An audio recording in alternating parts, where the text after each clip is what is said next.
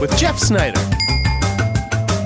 What's the deal with Comic-Con? I've never been, so I don't know. In fact, I've never had any desire to ever go to Comic-Con because it sounds just like a crazy zoo for fanboys and fangirls.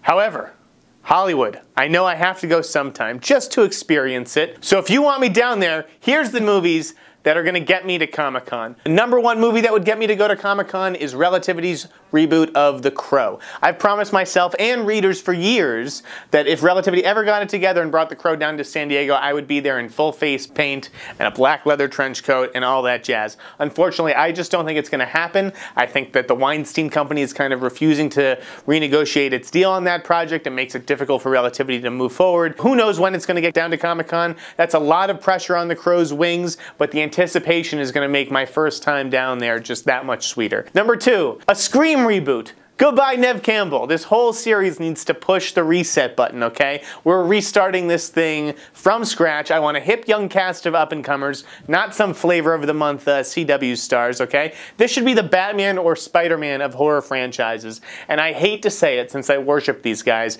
but Wes Craven and Kevin Williamson, you gotta step aside, move on, let someone like Adam Wingard and Simon Barrett take it over, then I'll be the first in line for a front row seat at Hall H. Speaking of, slasher movies, I love serial killers, so David Lowery's Torso could get me down, or Cary Fukunaga's adaptation of Stephen King's It. Those are two very different kind of serial killer movies. Torso, in line with the Brian Michael Bendis graphic novel, would have to be shot in glorious black and white, just like the Sin City movies.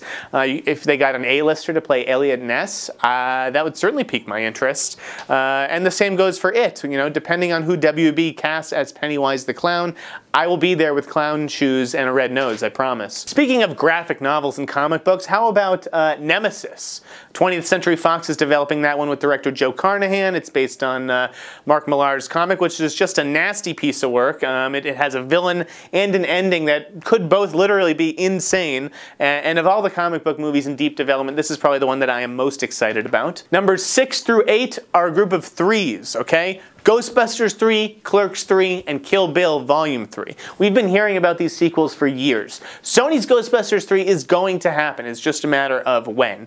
If Sony wrangled a cool cast and a fun filmmaker, someone who could actually bring the laughs, I'd be at that panel in a heartbeat.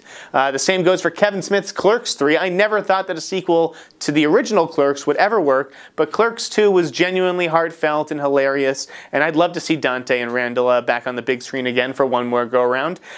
Finally, regarding Kill Bill Volume 3, I don't know how real that is, but I'd go see any Tarantino movie at Comic-Con, except for maybe The Hateful Eight, which is shaping up to be his next picture. The one that I would most like to see is Kill Bill Volume 3.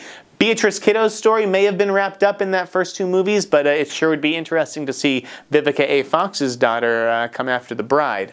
And finally, this is a project that is not in development anywhere, but it's a book that really needs to be optioned. Dean Koontz's Oddkins. Basically, it's about a kindly toy maker who dies, and he warns his creations, before he goes, that they need to be on the lookout for an evil toy maker and his dangerous creations. Imagine Toy Story meets The Dark Knight. It would be perfect for Comic-Con. This has been What's the Deal with Jeff Sneider. Thanks for reading TheWrap.com. You can follow me on Twitter at @TheInSneider. What's the deal with Jeff Sneider?